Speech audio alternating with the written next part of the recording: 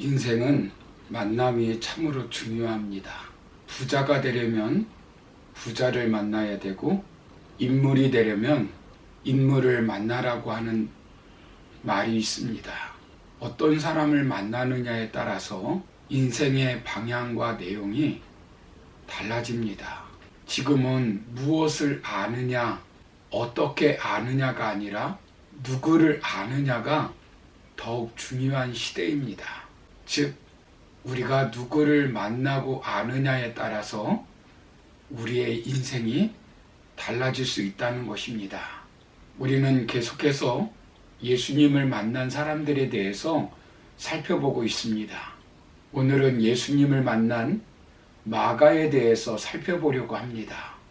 오늘 본문에는 마가와 바나바와 사도 바울이 등장합니다. 예수님을 만난 마가는 한때 실패했지만 바나바와 바울, 베드로와 함께 조력자로 사역하면서 후에는 마가복음을 기록하여 한 시대에 귀하게 쓰임받는 인물이었습니다. 그렇다면 우리도 어떻게 하면 전반전보다 후반전에 더 하나님 앞에 가치 있게 귀하게 쓰임받을 수 있을까요? 먼저는 실패가 끝이 아니라 과정으로 받아들이는 삶의 자세를 갖고 살아야 합니다. 오늘 성경에 나오는 마가의 모습은 어떤 사람입니까?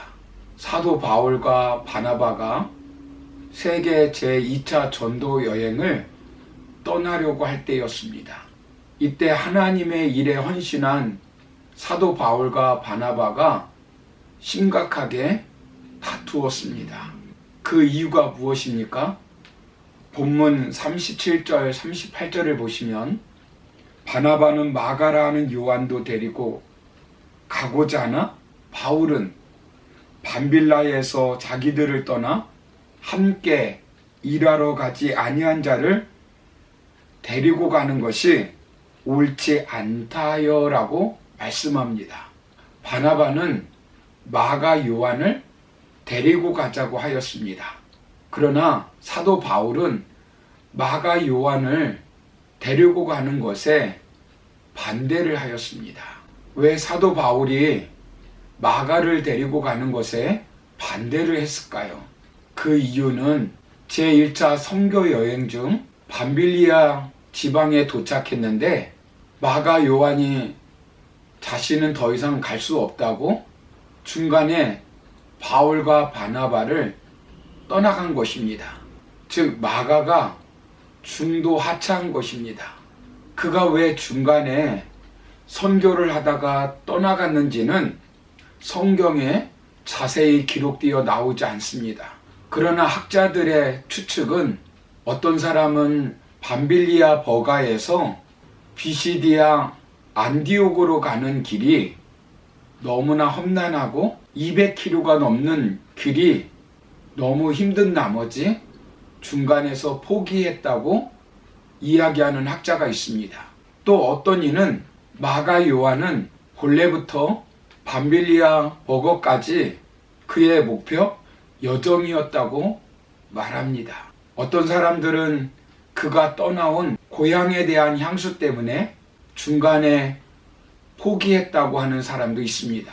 어떤 사람들은 전도 여행의 도상에서 겪기 시작한 박해와 환난 때문이라고 말하는 사람도 있습니다. 마가가 떠난 것에 대한 이야기가 성경에 나와 있지 않기 때문에 분명하게 알 수는 없지만 바울이 그와 같이 가는 것이 옳지 않다라고 말하는 것을 보면 정당치 못한 이유로 선교를 그만둔 것은 확실합니다. 그렇다면 그는 정당치 못한 방법으로 포기해버린 실패자입니다. 다른 사람의 원성을 살 만큼 비굴한 방법으로 사역을 그만둔 실패자입니다.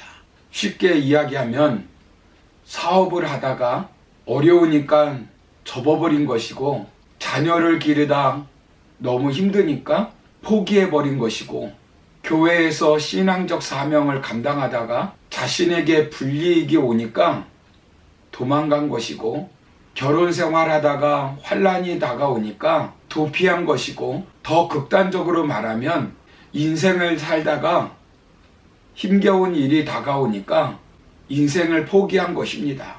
그는 부유한 가정에서 자랐습니다.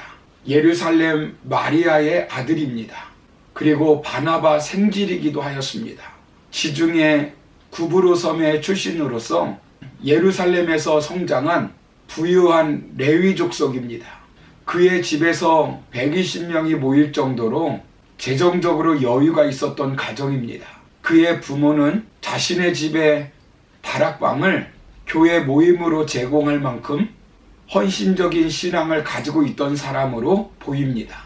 그러다 보니 고난에 대한 인내력이 부족하고 심지가 약해서 어려운 일이 다가오면 쉽게 포기했을 것입니다. 예수님께서 체포되던 날도 몰래 예수를 따르다가 발각되자 겉옷을 벗은 몸으로 도망을 갔습니다. 만약 마가의 인생이 여기서 마쳤다면 실패자의 인생으로 끝났을 것입니다. 예수님을 만난 가룟 유다와 같이 실패자의 모습으로 끝났을 것입니다. 그는 다시 재기하여 마가복음을 기록하였고, 바울과 함께 옥에 갇혔고 베드로의 영적 아들로 활동하였습니다. 우리도 살다 보면 실수할 수 있고 실패할 수도 있습니다. 그러나 예수님을 만난 사람들은 실패로 끝나는 인생이 아니라 실패를 끝으로 끝내는 사람이 되어서는 안 됩니다. 그 실패를 과정으로 삼아야 합니다. 성공적 삶을 위한 발판으로 삼아야 합니다. 조금 힘들고 어렵다고 하여 다 끝났다고 비판하고 비관하며 포기해서는 안 됩니다. 아브라함도 한때 실패했습니다. 그러나 실패로 끝내지 않고 실패를 과정으로 만들었습니다. 모세도 살인자가 되어 실패하였습니다. 그러나 그 실패를 딛고 민족의 지도자가 되었습니다. 다윗도 간음하여 실패하였지만 그는 그것으로 끝나지 않고 회개하여 다시 일어나 성군이 되었습니다. 베드로도 실패하였습니다. 그러나 베드로의 삶은 실패로 끝나지 않았습니다. 다시 일어나 초대교회의 지도자로 교회를 부흥시켰습니다. 바울도 한때 실패자였습니다. 그러나 그의 인생을 누가 실패자라고 말할 수 있겠습니까? 고린도후서 11장 30절을 보시면 바울은 내가 부득불 자랑할진대 내가 약한 것을 자랑하리라 라고 말씀하고 있습니다. 세계적인 명작 돈키호테라고 하는 책이 있습니다. 이 책의 저자는 세르반데스라고 하는 사람입니다. 이 사람은 실패를 달고 다녔습니다. 가난한 집안에서 태어나 제대로 된 교육을 받지 못했습니다. 24살 때는 참전했다 왼팔에 부상을 입고 불구의 몸이 되었습니다. 28살 때에는 말레이의 포로가 되어 5년간 감옥에 갇히게 되었고 4번이나 탈출을 시도했지만 다 실패했습니다. 38살 때 처녀작 갈라테아를 비롯한 여러 편의 희곡을 썼지만 모두 실패하고 말았습니다. 그는 생활고를 해결하기 위해 세금 징수원이 되어 지방을 돌아다녔습니다. 그런데 실수로 영수증을 잘못 발행하는 바람에 또다시 감옥에 갇히게 되었습니다. 그러나 그는 포기하지 않았습니다. 옥중에서 돈키호테를 썼습니다. 그때 그의 나이 58이었습니다. 사랑하는 성도 여러분, 세상에서 실패 없이 성공만 하는 사람은 단 한 사람도 없습니다. 넘어지지 않고 배울 수가 없습니다. 넘어지지 않고 걷기를 배울 수가 없습니다. 물을 마시지 않고 수영을 절대로 배울 수 없습니다. 실패했다는 것보다 더 중요한 것은 그 실패를 어떻게 받아들이냐 하는 것입니다.